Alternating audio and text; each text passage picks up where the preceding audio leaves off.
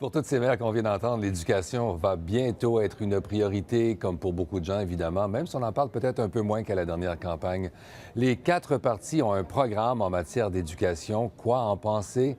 Vincent Maisonneuve. Lorsqu'il est question d'éducation, bon nombre d'entre vous répondez que la lutte contre le décrochage doit être une priorité. C'est ce que révèle le sondage CROP Radio-Canada réalisé au début de la campagne.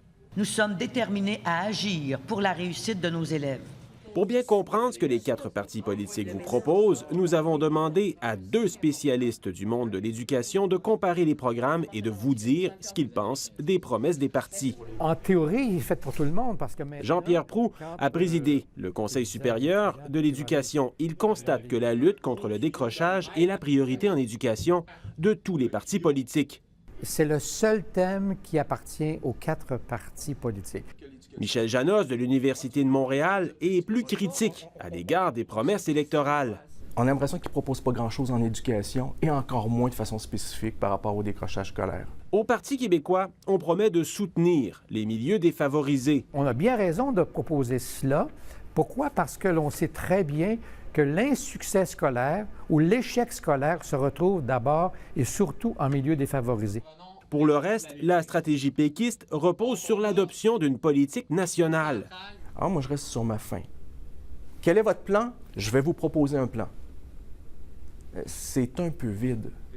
Le Parti libéral mise beaucoup sur l'aide aux devoirs. On ne voit pas très bien c'est quoi le rapport entre aider les jeunes à faire les devoirs et le décrochage. D'autant que ce moyen-là existe depuis longtemps. À la CAQ, la solution passe par un dépistage des troubles d'apprentissage dès la garderie. C'est une mesure qui est prometteuse si on est capable de véritablement de la mettre en place et pas seulement d'identifier des jeunes qui ont des besoins et pas offrir les services qui viennent avec. Québec solidaire promet de réduire la taille des classes, maximum 18 élèves en milieu défavorisé.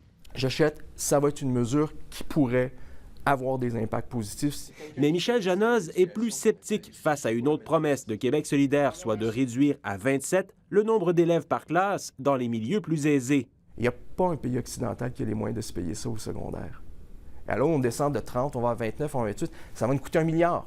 Avec, selon lui, peu d'impact dans la lutte contre le décrochage. Ici Vincent Maisonneuve, Radio-Canada, Montréal.